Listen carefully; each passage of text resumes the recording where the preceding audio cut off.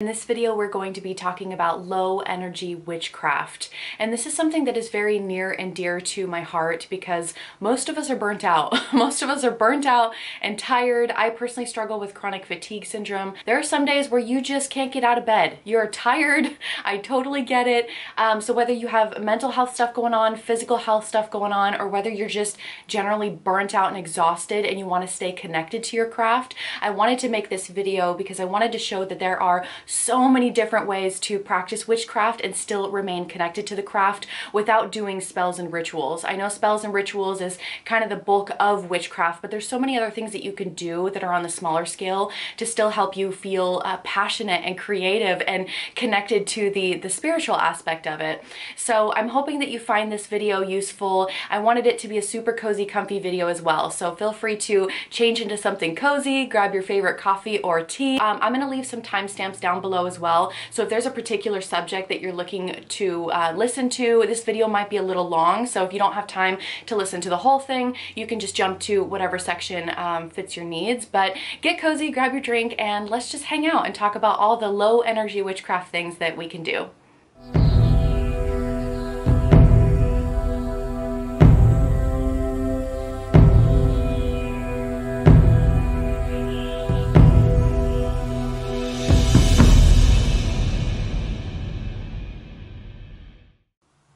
Let's start by talking about reconnecting with the elements. Some of this stuff is pretty basic, especially if you're an intermediate to advanced practitioner, but I believe it's important to start here because these are some of the most simplistic things that you can do. And then as we go through this video, we will kind of build on and get to some more advanced or abstract concepts. But starting with the water element. So let's talk about how to connect with the water element. One of my favorite ways of reconnecting with this element is just to take a ritual bath, especially when I'm exhausted, especially when I don't have the energy to do literally anything. I love taking ritual baths, and you can add pretty much whatever you want in there as far as herbs and oils go. Obviously make sure it won't clog your drains or anything, but I like to add Epsom salts because the magnesium in Epsom salt is actually really good for your body. It's really great for muscle repair. And I also like adding some lavender, some rose. Sometimes I'll throw in some plantain or chamomile or lemon balm. There's so many different herbs you can use. Rosemary, eucalyptus. So definitely do your research and pick some herbs that have some metaphysical properties that you really love. Eucalyptus just smells amazing, and rosemary is very protective. You can throw in some peppermint if you're really wanting to kind of invigorate your soul, especially if you're low energy. So you've got tons of different blends that you can do for a ritual bath. And when I'm laying submerged in the bath and I've got the oils and the herbs all around me, I imagine the water seeping into my body and breaking up any blockages and kind of clearing out those blockages. After a ritual bath, I will do a quick shower, like a quick rinse off, and I will imagine all the negativity, all the gunk, all the whatever stuck in my body going down the drain, going out my body and down the drain. And this is something that's really helpful because the water element is so cleansing and purifying. I love using the water element in this way, especially as an empath. I feel like a lot of people in the witchcraft community do identify as empaths, and oftentimes we are so bogged down by energies that don't belong to us. Simply put, they don't belong in our body. So taking a ritual bath or a ritual shower and just kind of getting all that gunk, all those blockages out of your body and moving, floating down the drain is really helpful because a lot of times we're exhausted because of all those energies that we are carrying around that don't belong to us. So just kind of cleansing house, letting go of that is a really helpful way to work with the water element. You can also just listen to the rain or dance in the rain. You can work with your moon water. When I'm exhausted, I actually like working with sun water because the sun is it's the life bringer, right? It's very invigorating and energizing. So if I'm feeling really utterly exhausted, I will put out some water and charge it by the sun and then drink it. Or you can use sun water in your baths if you want. You can pour it into your bath, or you can add it into spells and rituals, what have you. So there are a couple different ways to work with the water element, but let's dive into the earth element. This is, oh my gosh, so recalibrating, stabilizing, protective. It feels good. So connecting with the earth element, you can start by just simply going outside and sticking your bare feet in the soil, and the free flowing electrons from the earth help to kind of recalibrate and stabilize all the energies in your body that may be a little chaotic or unbalanced. And there's actually some scientific research on this. I highly recommend you looking into this a little bit further, but even just spending 5-10 minutes outside, grounding yourself and sticking your bare feet in the ground, or not in the ground, on top of the ground. Yeah. It actually, it drops your blood pressure a little bit. It helps the activity in your brain to kind of sort out, and it reduces anxiety, it reduces inflammation. It has amazing health benefits. So this is called earthing, where you are going outside and putting your feet on the soil and getting these medicinal benefits from it. So definitely look into that if you're unfamiliar with this concept. Again, it's called earthing. Definitely check it out. But that is one way that you can connect with the earth element. You can also work with plant and tree spirits. So with plant and tree spirits, this is where it gets really fun. If you go out into the wilderness, wherever you live, start connecting with the spirits that live on the native land that you are currently occupying. So you can do this like with trees, for example. In Celtic witchcraft, it is said that each tree, or each different species of tree, has a different type of spirit and represents different things.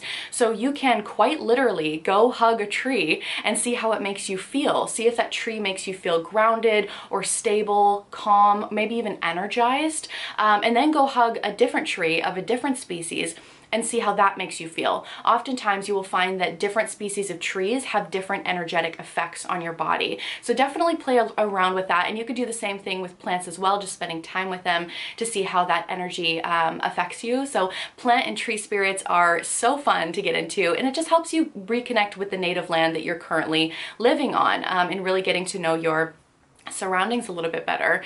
You can also work with crystals. Crystals is another great way to work with the earth element. So if you are super low energy, exhausted, there's probably a million different crystals that I could recommend for you, but my top one is carnelian. Definitely check out carnelian. It is an awesome crystal to work with if you are really tired. It is vitality boosting. It can help boost your creativity, your passion, your energy, and life force in general. I love working with carnelian, so I definitely recommend checking that out. But again, there are many other crystals that you can work with. So that's the earth element, or at least a brief overview. Going into the fire element, I love fire. So a couple simplistic ways that you can reconnect with fire is through fire scrying. So you can literally turn on your fireplace, that's the word I'm looking for, or if you don't have a fireplace, you can simply light a candle, or you can even use birthday candles for this. If you don't have a big candle, or you don't want to dedicate a big candle to this, use a birthday candle. Who cares? Just find something that has that flame, and then you spend some time meditating and staring into those flames and seeing if any images come to your mind. See if any images appear, and then that's how you scry. You essentially interpret those images that you are seeing. So that's something that's just really fun to do. So you can kind of see, you know, where your subconscious mind might be at, or if there's any other spiritual entities that are trying to talk to you. So definitely try fire scrying. You can also do very simplistic candle spells. As far as simple spells go with the fire element, I like to write wishes on bay leaves. So you can just write a little wish or write a little intention on a bay leaf, and then you can burn it in your cauldron and just release it into the universe for manifestation that way. It does not have to be a full-blown spell or ritual. You can just do something very simple. And as far as candle magic goes, that's like a whole nother that's a whole nother video. But there are candle magic is a very simple, easy thing to do if you are wanting to do like a mini spell. But moving on to the air element. So my favorite way to work with the air element is through my own breath. So working with your breath, your witch's breath, even just laying in bed. This is something that you can do laying in bed, imagining your air filling you up, expanding your chest, and then pushing it out as hard as you can, pushing that witch's breath out. And you can even assign different intentions into that as well. So when you're breathing in, you could be breathing in positivity, or breathing in light, or breathing in abundance, or whatever it is, and then pushing out the negativity, pushing out all of that excess garbage that you don't want in your body. So that's one way to connect with the air element, is through your own breath and doing breath work. There are so many different ways that you can do breath work, so highly recommend looking into that as well. And also just lighting some incense. You know, sometimes it just feels really witchy to light some incense. You know, you just go to your altar, you sit down, light a bit of incense, and do a short meditation. Or you can just stare into the smoke, and you can also do smoke scrying and see if you see any images there as well. Or you can just sit and enjoy your time and smell the wonderful incense and just be mindful in that moment. Okay, let's talk about energy manipulation. This is something that is excellent to do when you are exhausted. Honestly, it's the best time to do energy manipulation. Whether you are a beginner, intermediate, or advanced practitioner of witchcraft, you can always get better with working with your own energy. Always, always, always. I am constantly working on improving my energy manipulation. And when you're exhausted and tired, this is a good time to do it because it helps kind of recalibrate and rebalance all the energies in your body. So not only that, but also it's a great time to practice. That way later on, when you do have the energy for a full spell or a full ritual, you are able to do that and be a little bit more successful in your practice because you have practiced this energy manipulation while you were exhausted and while you couldn't really cast a spell. So definitely the perfect time to do that. I would recommend practicing centering your energy, grounding your energy, and directing your energy. And I actually just taught an energy manipulation course in my coven, so we just had this conversation. A lot of people think that centering your energy and grounding your energy is the same thing, and it's not. It's actually two very different techniques. So centering your energy, grounding your energy, and directing your energy are three very different techniques that you can do to manipulate your own energy. And if you are interested, let me know in the comments below if this is something that you're interested in. I was thinking about making a video on this because it is so foundational. It's very much a Witchcraft 101 thing. So if this is something that interests you, let me know in the comments below and I will definitely make that video. But as far as centering, directing, and grounding your energy goes, if you would like a recommendation, I always recommend this book, The Psychic Witch book by Matt Allrin. I'm not going to talk about it too extensively in this video because I've talked about it a ton in my other videos. If you watch my other videos, you know that I talk about this book a lot. But Psychic Witch is an excellent book because he has 93 exercises in here for you to try. And all of these exercises you can do from your bed. You can literally be lying in bed while you do these exercises. So highly recommend checking out this book and working with your own energy. But I wanted to introduce you to the concept of energy balls. And this is something that if you're more of an intermediate to advanced practitioner, you probably already know about energy balls and you probably already do them.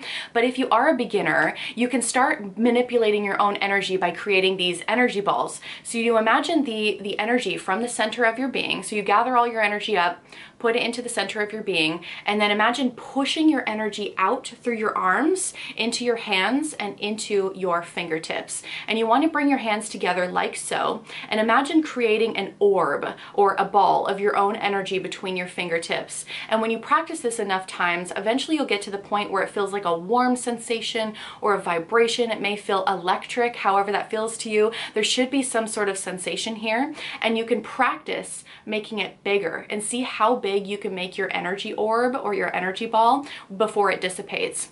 And you can also make these energy balls with specific intentions. So you can infuse a specific intention into these energy balls. So the example that I used when I was talking with my coven is if you have a child that is maybe having a total meltdown, they're extremely emotional, and you want to infuse them with calm, try creating an energy ball and infuse it with calming energy. Put that calming energy into the energy ball and then practice throwing it at your child and see what happens. A lot of times when you practice enough, you can kind of manipulate not only your energy, but kind of the surrounding energy as well. So definitely play around with that. So you can create these energy balls of calm, of creativity, of protection, of passion, you know, whatever the intent is, whatever you desire, put that intention into this energy ball and try throwing it at different situations, try throwing it at different people, try throwing it at yourself, you know, play around with that and do with it what you will. But I really love working with energy balls because not only is it something that you can just do with your own energy, you don't need any fancy tools, you don't need to buy anything expensive, but it's also a very low energy thing that you can practice on those days when you're not really ready to do a full spell or ritual or something like that. So let me know in the comments below if you have done energy balls and what your experience has been. I love working with energy balls. It's just a really fun way to kind of manipulate the scenario. I hate using the word manipulate in that way because it always has like a bad connotation, but it's a really fun thing to do. The next thing that I would like to recommend is connecting to your higher power, or whatever that looks like for you. I've mentioned in some of my previous videos that I'm more of an agnostic or atheist witch, however you want to consider that. So I don't have any gods or goddesses that I necessarily follow and have a relationship with. But if that is something that you do, this would be an excellent thing to do on the days that you are low energy. Even just waking up, you know, first thing in the morning or right before you go to bed, connecting with your higher power. You can do this through prayers, meditations, mantras, mantras. You can simply light a candle and just ask that being to spend some time with you. For me personally, this looks a little bit more like ancestral veneration. I work with my ancestors quite a bit, and I also work with source, which is the energy in which we all derive from, depending on your viewpoint on that. But with ancestral work, I will literally light some incense, sit down, and start talking to them. I will talk about my hopes and dreams, my concerns. I will ask them if they have any guidance for me. I will ask if there's anything that I should be doing for them to carry the family line, or to carry, you know, the purpose of whatever I was put here to do. So you can just have a general conversation with them. I will also leave offerings, so you can leave offerings for your gods or goddesses or your ancestors. As far as offerings go, I typically leave either wine, whiskey, coffee, or tea. It really depends on what deity you're working with or which ancestors you're working with. Obviously, they're gonna like different things. My ancestors, I've found, really love tea. They really, really love tea. So we will quite literally have tea parties. I will sit down and I will pour a cup of tea for them, pour a cup of tea for myself, and then just ask them to come in and spend some time with me. And I will just chat and have a conversation with them. I know it sounds insane and I'm literally just talking to myself, but it makes me feel so connected to my ancestors. And I think that gratitude is another thing that kind of goes into connecting with your higher power, because you are connecting to something that is larger than yourself. You are looking at something that is larger than just this human vessel, just this body that you're in, and looking at the bigger picture, which is really nice to do sometimes, and to show gratitude of, you know, thank you ancestors, or thank you God or goddess, or whoever it is that you speak to. Thank you for everything that you've done for me. Thank you for constantly protecting me. Thank you for giving me all these blessings of abundance around me. Looking around, we are so lucky to live in this time with all the stuff that's still going on in the world. We are so, so lucky. And I think it's important to incorporate that gratitude practice into your witchcraft to kind of help sustain that passion and creativity that you get from the craft. So if you're feeling low energy, connect to the higher power, connect to your ancestors, whatever that looks like for you, and, you know, just try to create that daily practice of gratitude. Like I said, first thing in the morning or right before you go to bed, you can literally just list off all the things that you're grateful for and give a little thanks to whatever higher power it is that you connect to.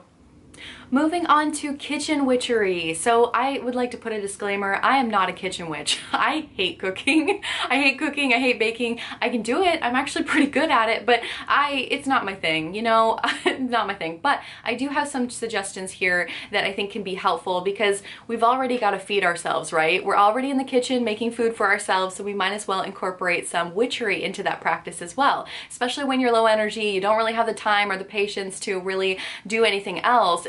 Incorporating spiritual witchy things into the mundane activities is really where it's at. That's really how you are able to practice witchcraft every day, is just by sprinkling witchcraft in with your mundane activities. So with this, you can stir in your intentions. You can add intentions with the ingredients that you're throwing in.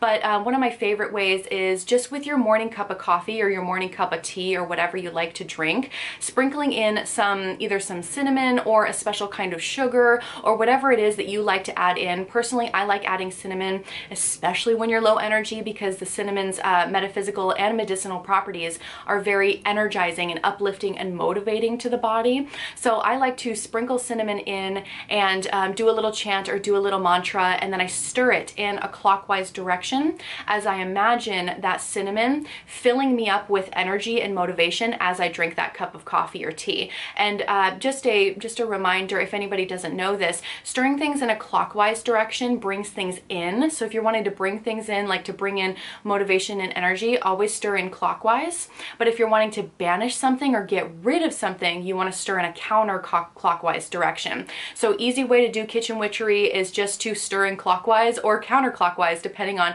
whatever your intention is and whatever you're, you know, adding into that meal. And yeah, it doesn't have to be a whole elaborate meal or a big baking spree that you go on. You know, it can be as simple as, like I said, adding the cinnamon into your morning cup of coffee and just imagining those feelings of motivation, speed, energy, all uplifting you as you go throughout your day.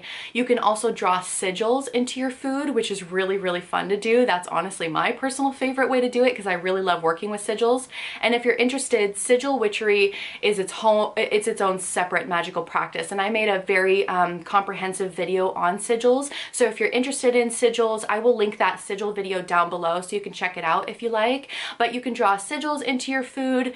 Also, incorporating some energizing foods into your meals is really helpful. So like oranges, bananas, pretty much anything that is orange or yellow colored is going to have metaphysical properties as well as medicinal properties that are very energizing. Orange and yellow colors represent the sun as well. And as we talked about previously, the sun is the life bringer, the life force. It gives us vitality, it gives us energy, it gives us everything that we need to sustain ourselves essentially. So try incorporating, this is kind of where we get into color magic as well, you know, using colors to help kind of boost up your energy levels a little bit. Incorporating those yellows and oranges can be really, really helpful to you. So yeah, like I said, you're already doing some of the mundane things of cooking, just stir in some intentions and add some, you know, metaphysical properties to your meals. And that is an excellent way to add some witchery to your day. On that note, I'd like to discuss color magic just briefly. I do plan on making a video that is a whole comprehensive overview of color magic and the biopsychology of color. So different shades of color actually do affect us differently psychologically and biologically. And I will be making that video because I feel like it's so important to incorporate that. So when you're feeling low energy, you want to do something a little bit witchy, you can absolutely use color magic. And I'm hoping that I can get to that video. I don't know when I'm going to get to that video, honestly, because I've got so much stuff going on right now as far as what videos coming out. I've got a whole planetary magic series coming out next week. Anyways, back to biz. So the color magic is really fun in Glamour magic. So you can essentially just pick your clothes for the day that have certain metaphysical properties to them. So anything, like I mentioned before, that is yellow or orange or even red is going to be very stimulating. It's going to be very physically stimulating. So if you are super low energy and you need a little extra boost of energy, try to incorporate oranges are obviously maybe not obviously, but they are the best as far as energy goes. Red is excellent for energy as well, but sometimes depending on the shade of the red, it can actually come off as agitating or aggressive. And yellow is just happy. Yellow is so happy. So I would prefer oranges and yellows, although you can incorporate a little bit of red too, just depending on the shade. But those are going to be very uplifting versus the color blue, for example. Blue is actually very sedating to our physical body. It's more mentally stimulating, but it's more physically sedating. So if you're already totally exhausted, you might want to stay away from colors like blue because it's probably going to make you feel a little bit more exhausted. So again, I'm going to do a whole separate video on that. That is way too big of a topic to discuss in this video, but I did want to touch on it briefly because Glamour magic is definitely something that you can do when you are tired and you want to incorporate some witchery.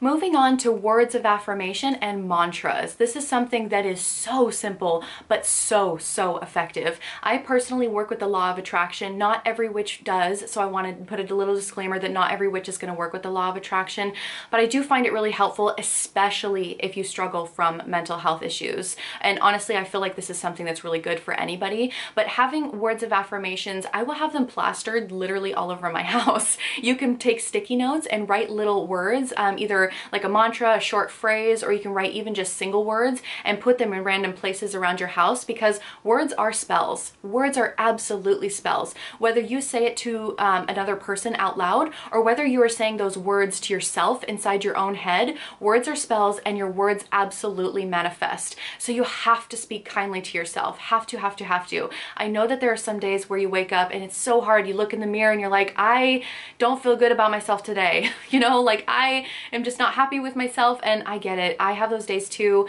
quite often, not recently, but in the past it used to be something I really struggled with.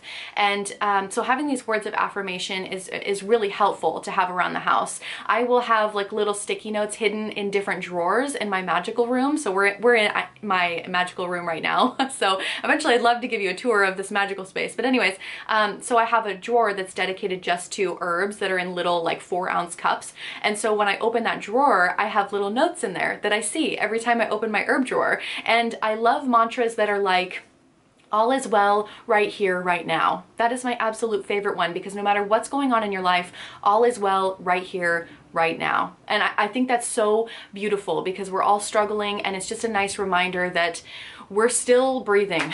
We're still here, you know? Or even just having a little words of affirmation plastered on your mirror saying, I am beautiful inside and out. I am strong. I am intelligent. I am full of wisdom.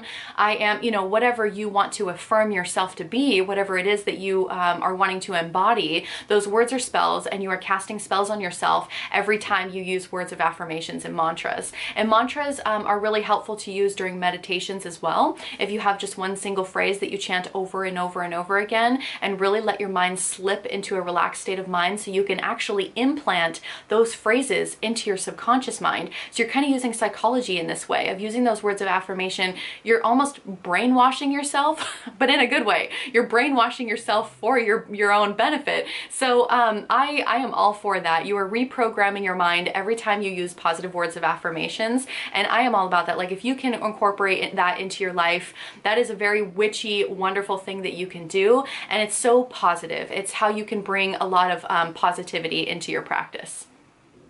Let's talk about divination. Divination is something that you can absolutely do when you're feeling low energy. So I kind of mentioned scrying beforehand, where you can do scrying with fire, looking into the flames, scrying with smoke. You can also scry with water.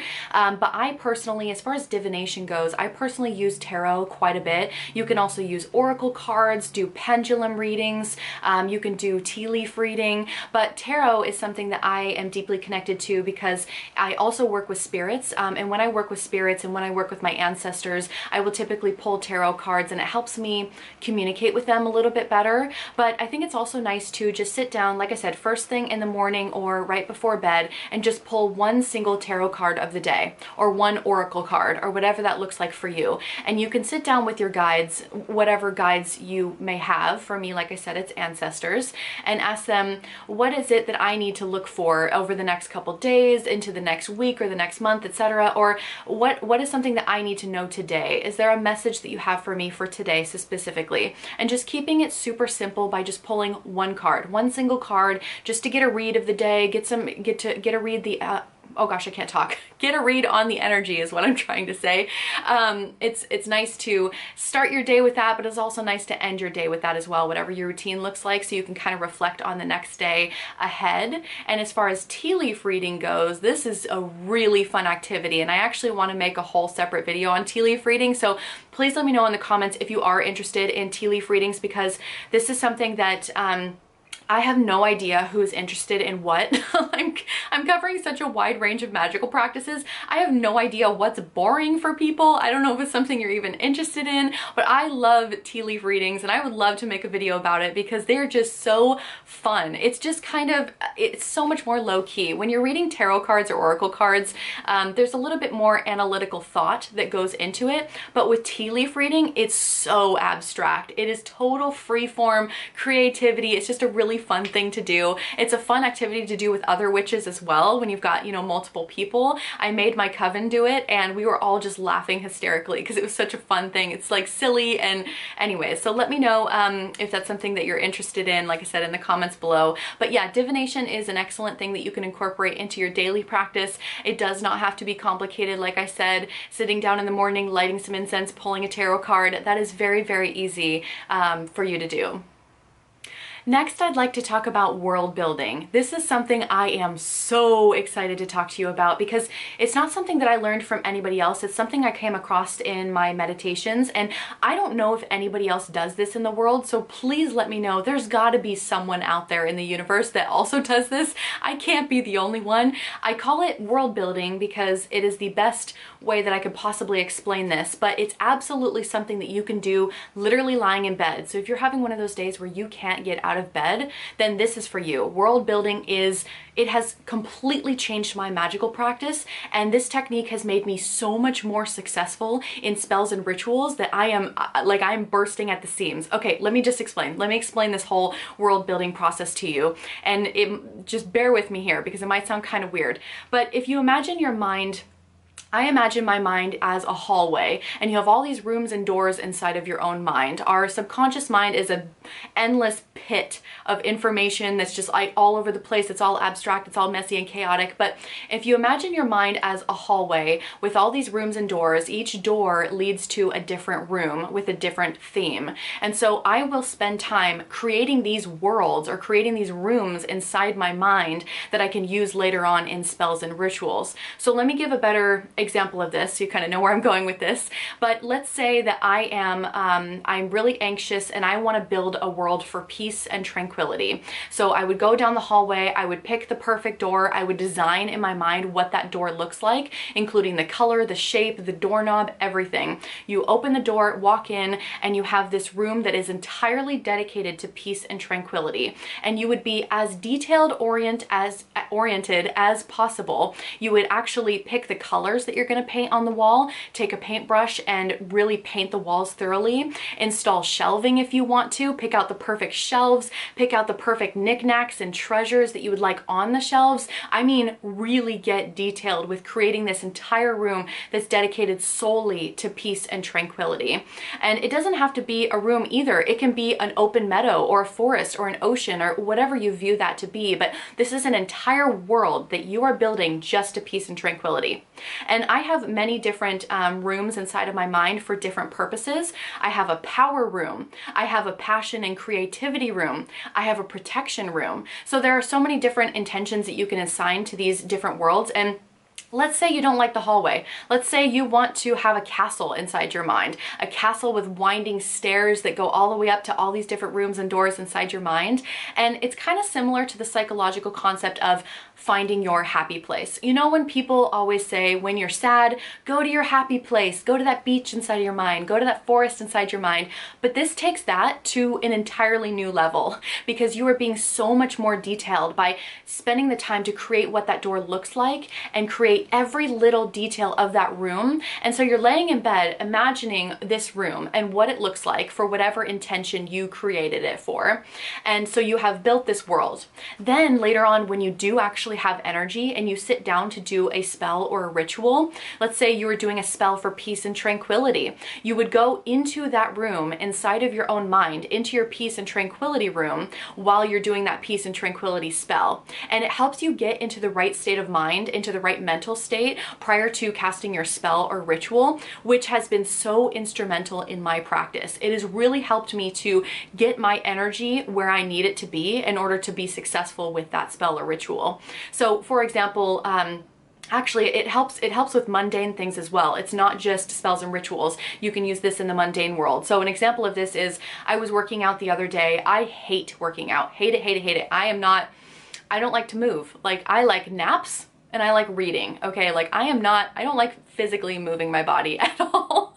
But I really need to work out. I really need to work out. I've gained some extra weight during this whole, I don't think I can say the C word or the P word. So during the whole crisis that we're in right now, I've gained some weight. I'm like, okay, I need to lose some weight. So I hate working out and I decided to work out, and I had already created this power room for myself, this power room specifically for working out. And so when I was working out and I really didn't want to be there, I went into my power room, and my power room kind of looks similar to an open field with lots of flowers. I've got these giant wings on my back and I can fly, and I can soar as high as I want to soar, and I can soar as far as I want to go. And there's just like this golden light exploding from my chest and opening up and just filling me with this golden light everywhere. And it helped me get through my workout so much better than I normally would have. And that is incredible. That is so incredible. So it's something that you can use, like I said, in your spells and rituals, and also for your mundane activities if you need something to help you get through the tough times. So let me know what you think about this concept. I am so excited about it. So I hope that you use this world building technique. Please let me know your experiences because I truly, genuinely want to know if this is helpful to other people. The next thing I'd like to talk about is witch crafts. So there are many crafty things that you can do as a witch that are super fun, super easy, just therapeutic when you're feeling low energy. I personally love coloring. I'm an adult and I love coloring. So there are tons of witchy coloring books out there. My favorite are the ones by Amy Chesery, and I think I will try to link her website down below. You can find her on Amazon, Etsy, and then also on her own website, which I'll try to link. And I believe her last name is spelled C-E-S-A-R-I, Amy Chesery. And her witchcraft books, so she has a whole line of witchcraft coloring books, and the pictures are so beautiful and so detailed. You can get them themed towards whatever you want: herbalism, astrology, divination, you know, just witchy life in general. She also has a whole line of planners if you want to do the planners. I don't personally do the planners, I just do the coloring books because I find that I don't use planners in general very much, so the coloring books are the way to go for me. But yeah, I'll link her stuff below because spending some time just coloring is so therapeutic, and I love adding those pages into my grimoire. So I actually don't buy her books, the actual coloring books. I buy the PDF versions, which are available I think on her Etsy account and maybe on her website, but you can get the PDF version and then just print it out on your own paper. So I pick like a thick cardstock that's really high quality and then print out her PDFs, and then I will use it as literal artwork in my grimoire or book of shadows. So I will spend some time really being detailed and coloring these pages. I actually should have pulled one out to show you. Anyways, and being really detailed with that and then adding it into my grimoire. That way my grimoire is colorful and aesthetically pleasing. You know, I've got some artwork in there. It's not just me like scribbling or whatever. But you can also, as part of your witchy crafts, do some scrapbooking and do some magical journaling or other things for your grimoire or book of shadows, you know, putting that together. You can also go out into the forest and forage for some sticks and create a pentacle or a pentagram, or you can create a witch's ladder. There are so many different, you can create, you know, bells for your front door, some witch bells. There's so many different witchcrafts that you can create, and Pinterest is like an endless pit of inspiration. And I also just love that pun, witchcrafts, you know, get it?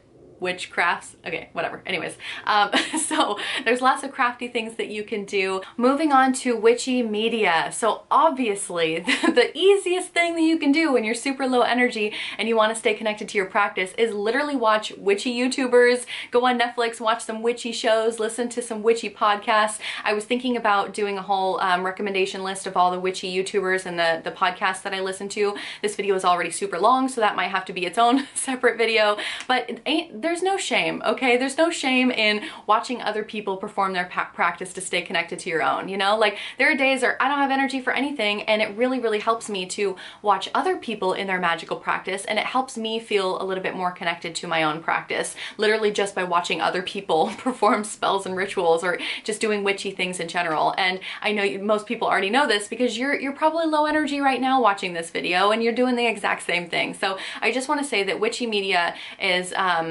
we are underrepresented in the community as a whole, but I think it's really important for us all to really support each other, lift each other up, and one of the best ways to do that is just, you know, on your low energy days, listening to a podcast and supporting that person, that witchy person that's making that podcast. So eventually I will make a video of all my recommendations for that, but let's move on. The last thing that I wanted to talk about is preparing spell work ahead of time. And I'm going to talk about a bunch of different things that you can do to prepare your spell work ahead of time. Essentially, on those days when you're feeling higher energy, you have more energy than normal, try to do a little bit of extra for yourself, you know? Create that sigil that you can use later on. Dress and anoint that candle that you can use later on. Charm your jewelry. You can charm your jewelry or charge your jewelry on days that you have more energy. That way, when you have those days where you're really, really low energy, literally all you have to do is just put on that necklace or put on that ring or whatever it is. It's so easy. Or you can go and you've already got a sigil created, so you can use that sigil. Or let's say you want to do a little simple candle spell, but you're way too low energy to dress and anoint it and, you know, bless it with your intention and blah, blah, blah. Then do that ahead of time. Prep your spell work in advance. Like I said, on those days where you have more energy. That is, in my opinion, the best way to be successful in practicing magic on a regular basis, because we all have lives, okay? Like, some people say that you have to be practicing magic or doing something witchy every single day, or that you should have a daily practice.